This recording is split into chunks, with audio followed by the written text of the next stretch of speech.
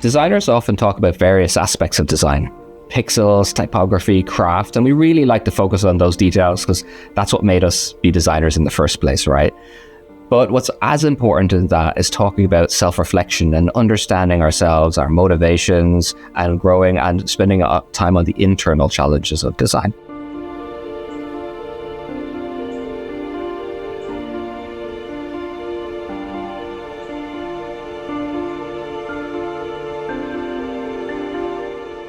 Professional sports players, they talk about the inner game of sports. The inner game is, they talk about the outer game is what you're physically doing in physical training, but inner game is the psychology of sport and how you think and how can you perform at the highest level. And there's a lot we can learn about that and how that applies to design. It's not something we talk about a lot, and I think it's something that we need to talk about more.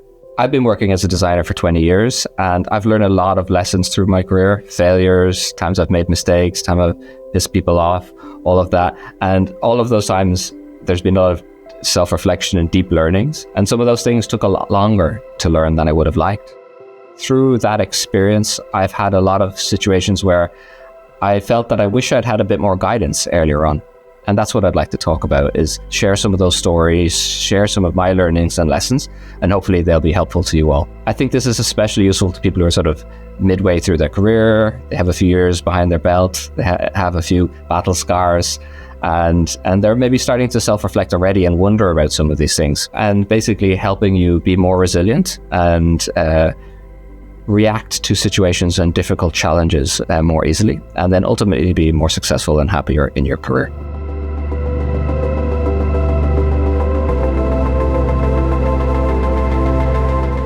My name is Kevin Cannon. I'm leading the product design team here at Pitch, which is a Berlin-based startup building a next-generation presentation tool.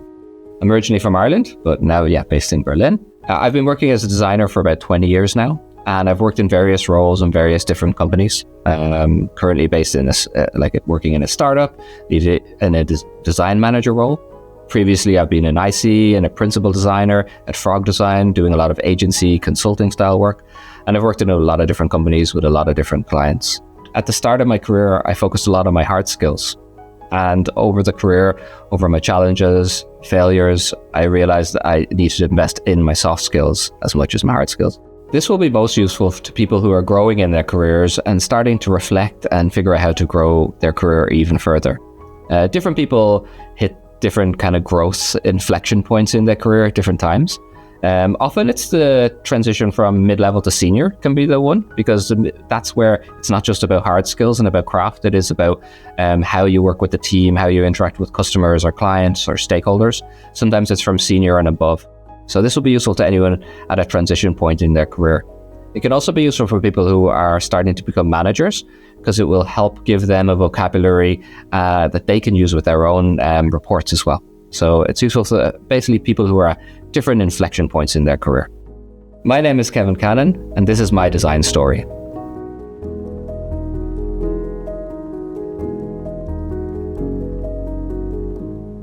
It's my hope that as an industry, we can get more comfortable talking about our failures and also being a little bit more vulnerable with each other, sharing when things haven't worked out, sharing our, some of our challenges, our more emotional challenges and our triggers. Because I think if we can learn about that together, our entire industry can evolve and mature, and we can all be in a much better place. One of the most important things that I've learned is that you are not your work.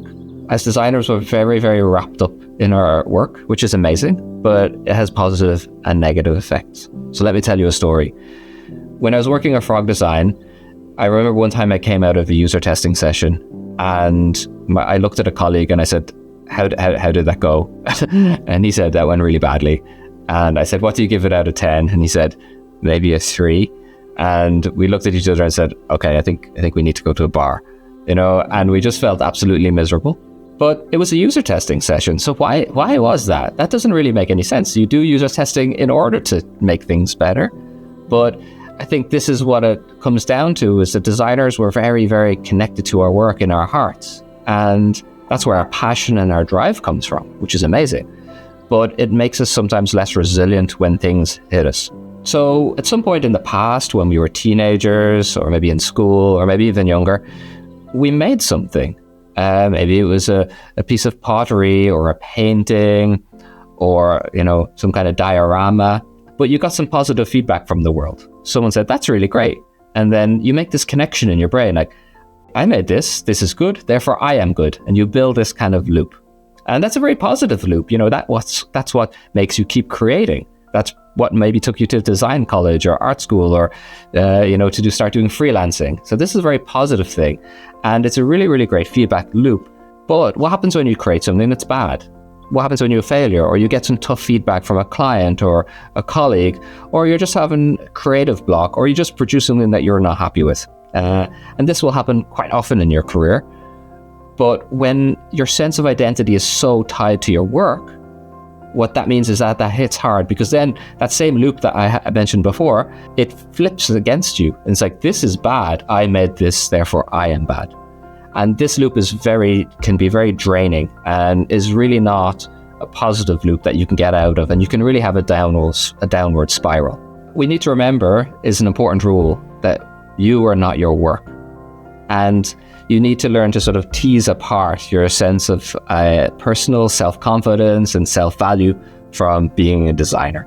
And that means, making sure you have a full picture of yourself and you're not just connecting yourself only with your work. So it's your friendships, your family, your other hobbies, and then you have this full spectrum. So if one part isn't working and you're doing a project that's failing, then your sense of identity isn't threatened. Because when your sense of identity is threatened, then your ego kicks in and our psychology has a lot of self-defense mechanisms. And when they're triggered, then you're not growing and you're not able to move forward. So by having this more holistic vision of yourself and not being that you are just your work, then you can actually, what I think is kind of ironic, it enables you to do even better work, because you can sort of float above that and you can be more resilient and deal with challenges when they occur.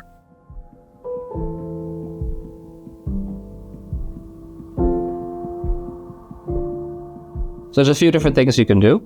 You can work with coaches. You can also work with a therapist if you want. Especially some of these things start to touch on very deep senses of identity that you have from childhood. So it can be useful if you have those types of options with you. Otherwise, I think a great thing is also just to keep a diary and look for spikes of emotion. Look for points where you're particularly happy, which is counterintuitive. You think you just look for the moments where you're particularly unhappy. You should look at both, but also look at the spikes of happiness and see where there's a pattern, because often they'll be opposites of each other. And by analyzing those patterns, you'll see, okay, here's where I was particularly happy and here's where I was particularly unhappy, and why was that? And you might identify patterns that are not so obvious at first, and are hinting at some deeper senses of identity and challenges that you have. So that's my main tip, is keep a diary. And then, if you have access to other types of resources like coaching and therapy, can really help you speed boost self-reflection in these areas.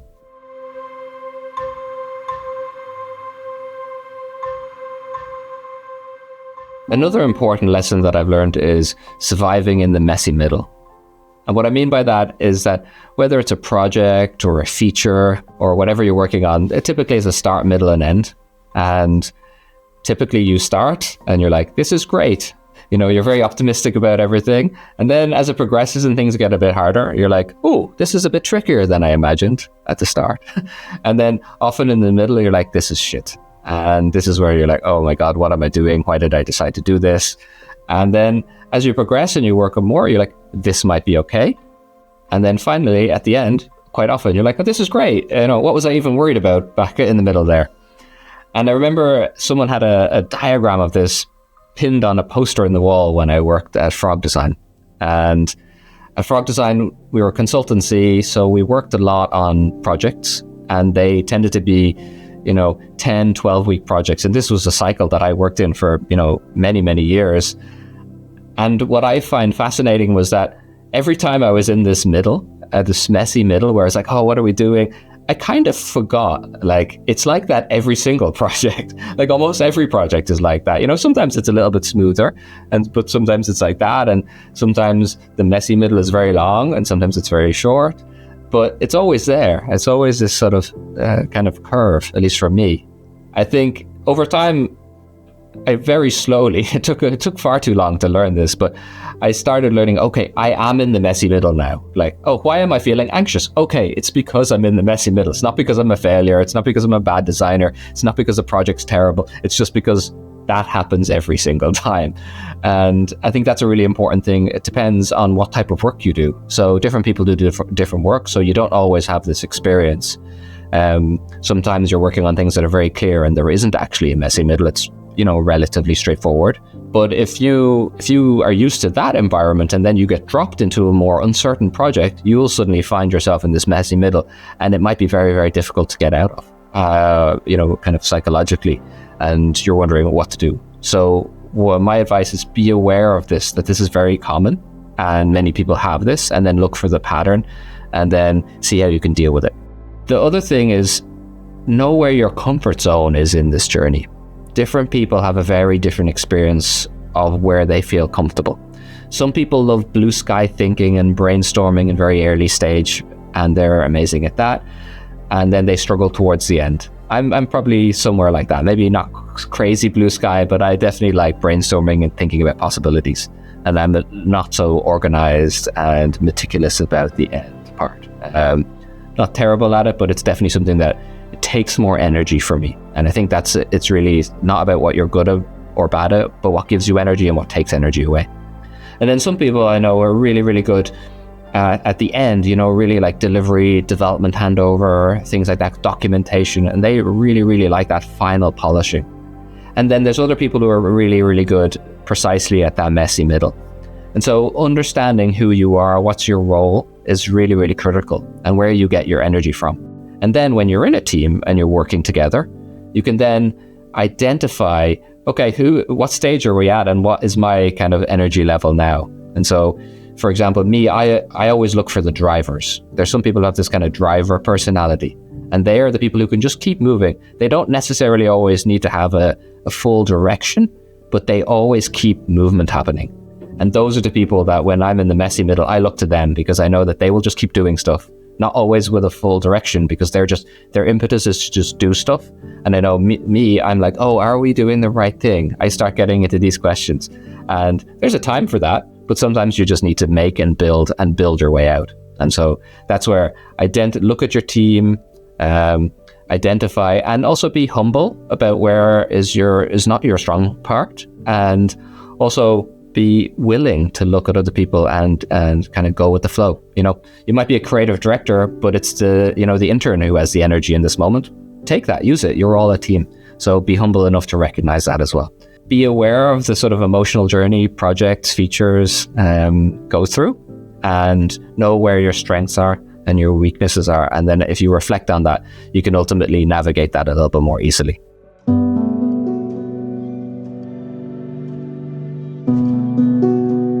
A few months ago, myself and the team, we released a feature, and we thought it was going to be a success. We were very excited about it, but it just didn't quite land. People just didn't quite figure out how to use it or what it was for. And, we knew there was a user problem. We'd done user research, we'd done testing, we'd identified stakeholders, and everything pointed to it being a success, but it just didn't quite click with people. And I think deep down when these moments happen, all of us designers, I think we have this sort of ego and this hope that we just design things and they'll be perfect and used.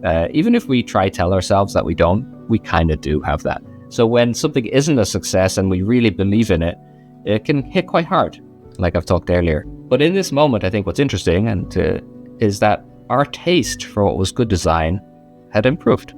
And previously, I hadn't really understood that there was some features that require a lot more user education to really get working. So we redesigned the feature, we added more user education, more prompts to explain what the point of this feature was, how you would use it. And then after that redesign, we saw usage increasing. This opened up my eyes to a whole other type of design that I had not been familiar with before, and a type of problem that were different than I was used to. In that moment, my taste had actually increased. I now understood what good was to a different level. And that's why I say your talent cannot exceed your taste, because I just hadn't dealt with that type of problem before that required more user education. And that was a different type of design than I was even really aware of that existed. If your taste isn't increasing, then your skill or your talent cannot increase either. They go in parallel. They always say you don't know what you don't know. Or rather, there's two types of things. There's things you don't know, and there's things you do know, you don't know. And if you're working in a small team and you think like, you're the best designer in this team, but if that's a feeling you have, if you feel like you're not learning from the place you are, then moving to a new place, finding the best designers you can work with, or the best people. It could be other fields you want to learn about, business or, growth or, strategy or research, but finding other people that you can learn from. Because if you can increase your taste, then you can continue to grow your talent. I've definitely seen designers stagnate where they were like, oh, I'm really amazing. And they were good designers, but they just didn't look for how to grow, because it's a very comfortable position to be in, especially when you hit like senior. You're really, really good at your job. You deliver on time, you deliver good quality of work, but it's very cozy there. But it's very easy to get to plateau and not grow anymore. So by looking for these opportunities to increase your taste, you can then increase your talent. And so, what can you do about that? Again, you can, change jobs, you can find mentors, obviously reading books, doing courses, all of these things to consciously go, what are the things that I don't even know that I'm not great at? Or what do I know that there is an even higher level of this that I'm not aware of? So continue to invest in yourself, grow your taste, and then your talent will follow.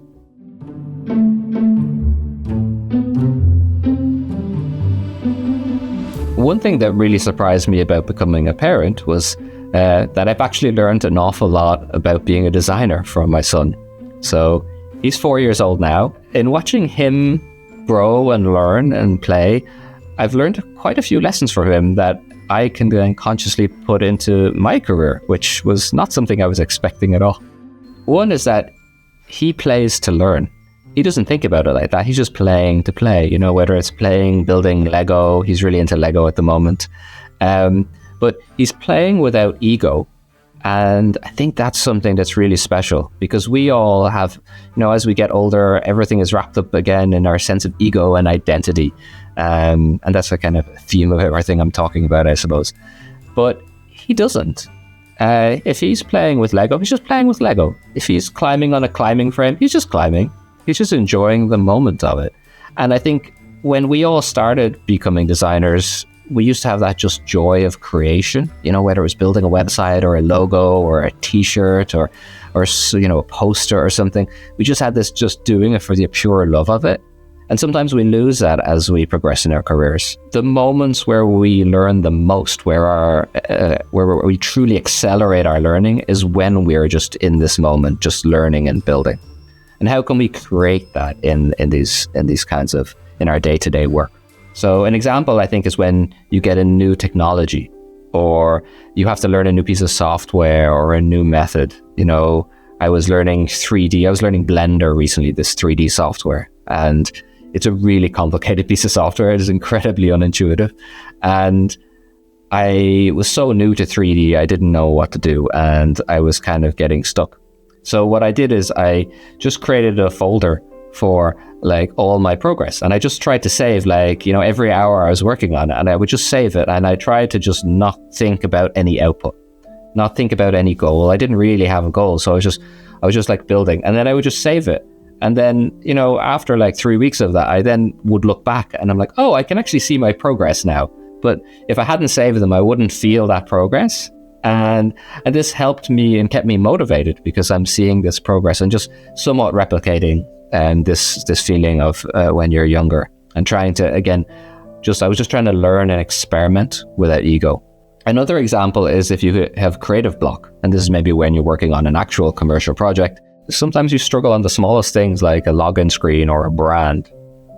And one little kind of hack that I found is, if you get to this point and you're like, this just isn't working, give yourself a task. Say, I want to create 10, 20, or 100 versions of this. Or even say, I want to create 10 bad versions of this. That can sometimes be quite useful, because once you say, my job is to create 10 bad versions of it, I know I can do that. Especially if I'm having a bad moment, I know I can do that.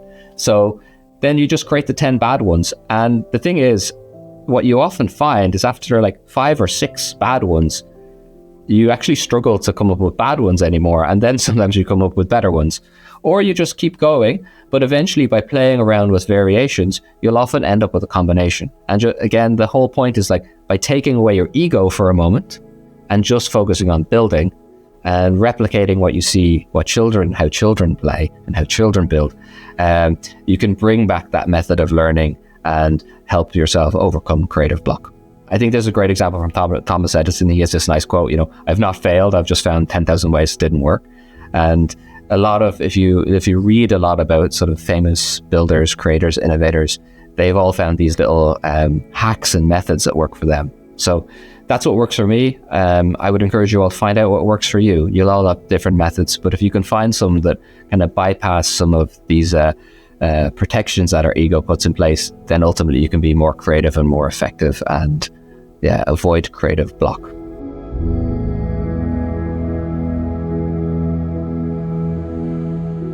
Since I've had a child, I've been reading a lot about parenting books, and one theme that comes up from time to time is they talk about echoes from your childhood that affect how you parent. One thing is about things that you get triggered by, and some things you get irrationally triggered by.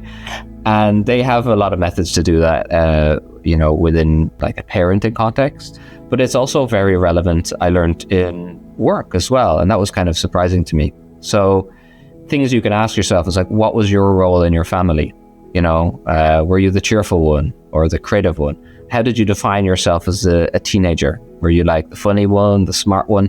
If you could have a label that you can put on yourself right away, that's a really, really good path to identifying what your possible triggers might be and to have a better sense of self-awareness.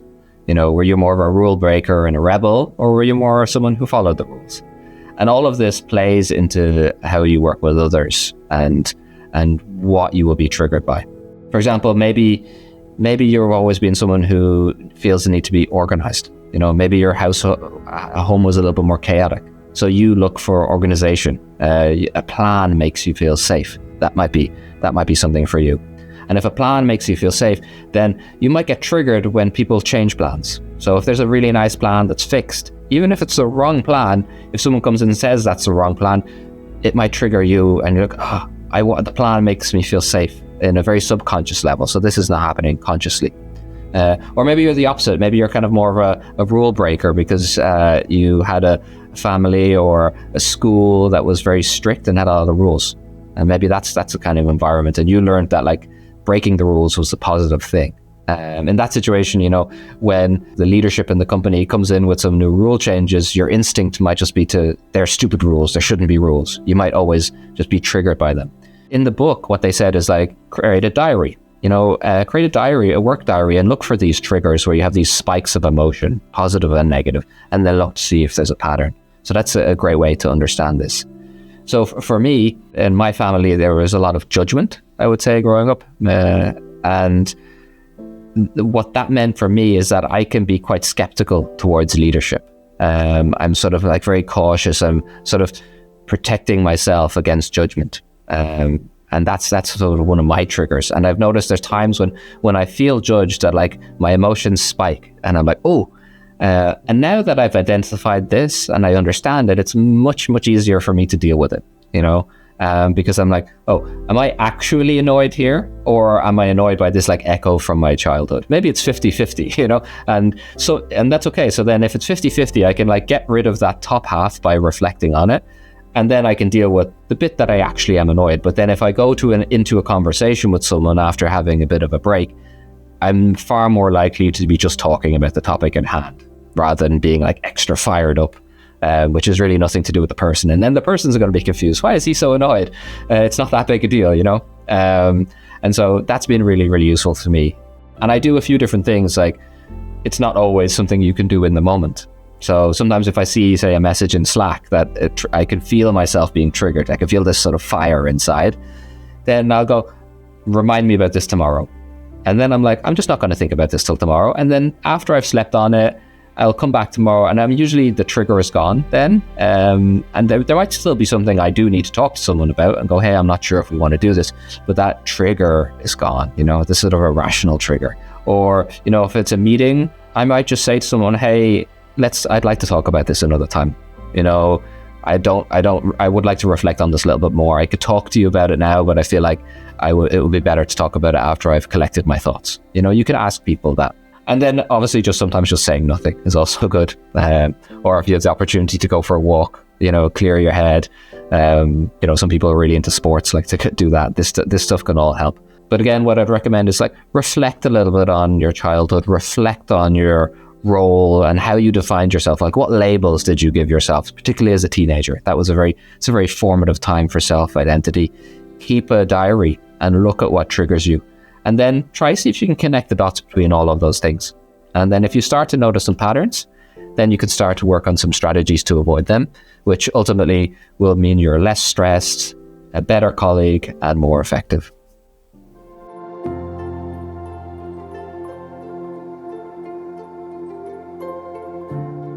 I have a few resources that I would recommend that if you want to dig into these topics deeper, there's a few kind of books and resources that you might want to check out. There's a book called Bounce, The Myth of Talent and the Power of Practice by Matthew Syed.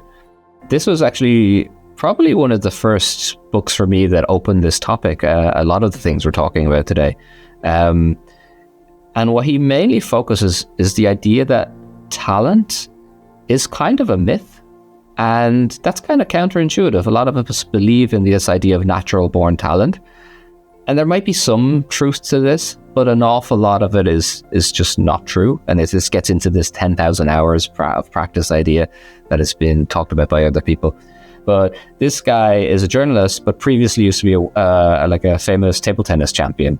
And he breaks down his entire table tennis career and how, so many coincidences happened in order to that he became a table tennis champion. And so he breaks that down. It's a really, really good one. And this really opened my eyes. So, for example, I'm not particularly musical, but a lot of my friends were very musical growing up. And I was always jealous of my friends and always thought, I'm just not naturally musical. But after reading this book, I reflected and thought, well, hang on a minute. My family isn't musical. There was no one playing music in my house. Like literally, there was music. People didn't put music on in the house growing up. No one in my house played an instrument or sang. So I looked at my friends and thought, hey, they're just naturally talented at music. But in fact, they were actually just from a different environment. I was almost from a no music environment. And this really opened up my eyes because I used to have a guitar when I was a teenager, but never really got into it. And then the last few years, I've actually picked up guitar and got pretty decent at it because I removed this block. So this book was a big inspiration for me. And I think that applies to all aspects of design too. Maybe you're really into, branding, but you've never given it a shot. And it really helped me understand that. So I could really recommend that book. This is a fantastic book about feedback culture and how to have a better, more healthy attitude towards giving and receiving feedback. What's particularly interesting is she really breaks apart what feedback is. Depending on where you're from, what culture, what country, what family, your attitude towards feedback can be very, very different. And this gives, or at least it gave me a really good framework for thinking about it. Like, what mindset do I need to be in? And particularly around, if you're giving feedback with the mindset of, how do I help this person and I genuinely care about this person, then you can actually deliver quite strong feedback, but you're giving it with the right mental attitude, which comes across in how you speak about it and how you phrase it. So this book was really, really useful for me, particularly as I became a manager. And then it was my job to give feedback and how to kind of, get rid of some anxiety that many of us have around giving feedback and also asking for it. Of course, that's the other thing. Actually actively asking for feedback is also quite difficult. So good for both giving and receiving feedback. I really recommend this book, Having Difficult Conversations. It talks a lot about how to get a deeper understanding of each other when you're having conversations and discussions and disagreements. It highlights how often we're talking about something here and here. and we're having a disagreement here, but what we're actually talking about is here and here. You might be disagreeing about a feature, but you're actually talking about maybe the fundamental direction of the company, and you don't know that. In this book, the authors have a lot of stories, different scenarios, some personal, some work, and they just talk about how to kind of, when you're in these situations where you're having a disagreement and it doesn't feel like you're talking about the thing, or it gets quite heated, how can you sort of take some steps down to figure out what is the root topic? Because it's going to be much easier to solve the problem here if that's where it is. But if you're trying to solve a problem here, it just won't work because you're actually trying to solve this. So how can you take some steps down and get to the root of that? And so you have to be a little bit like an archaeologist. So being aware of that for yourself so that you can also go, well, am I actually talking about this, or am I talking about that? So that book was really useful for me, and I use that probably every week in work when I'm navigating, talking to people, and it just helps smooth out a lot of disagreements. And it doesn't mean disagreements don't happen, but it gives you a better tool set to get out of disagreements when they do happen. It's just a really useful book to help rationalize design, explain design, and understand the bigger picture about what you're talking about, and how can you talk to people in their terms. And so that is a book I recommend to every designer, which is a great way of, ultimately I think the whole theme of what I've been talking about today is empathy. How do you have empathy for yourself and then also for other people? And this is about having empathy for the organization so that you understand design as a tool, not just an end goal in itself. There's a great video which is based on a story by Ira Glass, and he talks about the gap. And I talked earlier about how your talent can never exceed your taste, and this little kind of audio story perfectly encapsulates that. And he talks about both how your taste is this magnet, as it goes higher you can grow, but also the pain, because there's always this gap between your taste and where you are. And it never goes away. That's the bit that he talks about, and how that's something that's kind of both amazing but also kind of always a little bit bittersweet. So I recommend that for anyone who is ever saying, why is my work not good enough? It's never going to be good enough, because it can always get better. And he perfectly explores that and the emotional challenge of that. So highly recommend that video. If you're ever able to work with any kind of coach or therapist, this can really, really boost your progress and self-reflection. I think quite a lot of people see those things as things you only do in emergencies or crisis points. But I think that can actually be much more useful to do earlier on, when you don't actually necessarily know, to help you be more resilient, to understand yourself, and basically by developing some stronger attitudes. The world is, I think, especially after COVID, people started to talk a lot more about mental health and talk more openly about these things. And I think that's a really, really positive sign. And the more we can understand ourselves, the better. And that ultimately will help us prevent us getting into difficult situations. And also just to help us generally be, healthier and happier, and enjoy our jobs more, which I think is a great goal.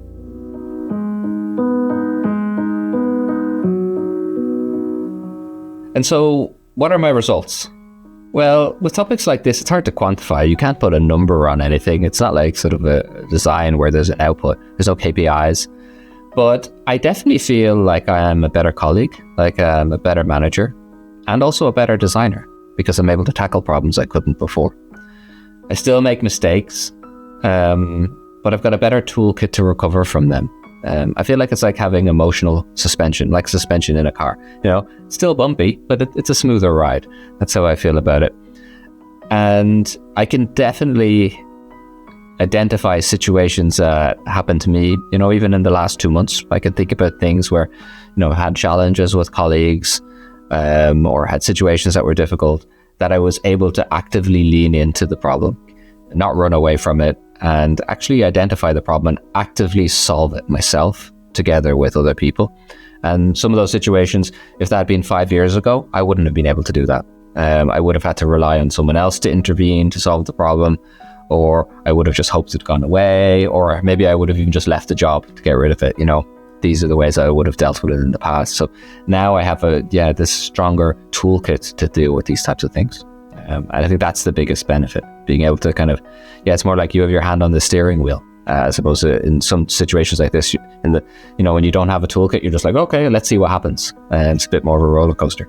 I really like the saying, the truth shall set you free, but first it will piss you off. Because I think it also kind of sets up what this type of journey is like. Because, our brains don't want us to learn. They want us to be in our comfort zone where it's nice and cozy. They don't want us to self-reflect on our blind spots and our failures. Our brains really, really don't want that. They try very hard to protect us from that. When you have the time to self-reflect, when you're in a good headspace, I really encourage you to do that because it will yield great rewards. There's also times when you shouldn't though as well. There's also times when, you're not in a good space with whatever's going on in your life, and self-reflection is actually not the best method. You should actually just kind of head down, just keep doing things or change your situation until you're in a better position. So, when you're in a confident position and you're in a good place, that's when you should take the time to do this so you can do it kind of safely and comfortably. And ultimately, as an industry, what I think is that we should focus on our soft skills as much as our hard skills. Craft is absolutely critical. I'm really passionate about detail, amazingly high quality design. But the way I think about it is that self-reflection and self-understanding is actually an amplifier for your craft. So it's not one or the other, but it amplifies your craft because it allows you to take that to a next level in various ways through interacting with people, your colleagues. How do you take on new areas of design that you haven't worked on before, and how are you able to level up and grow quickly in those in a new way by being more conscious and being more aware of how you learn and how you grow.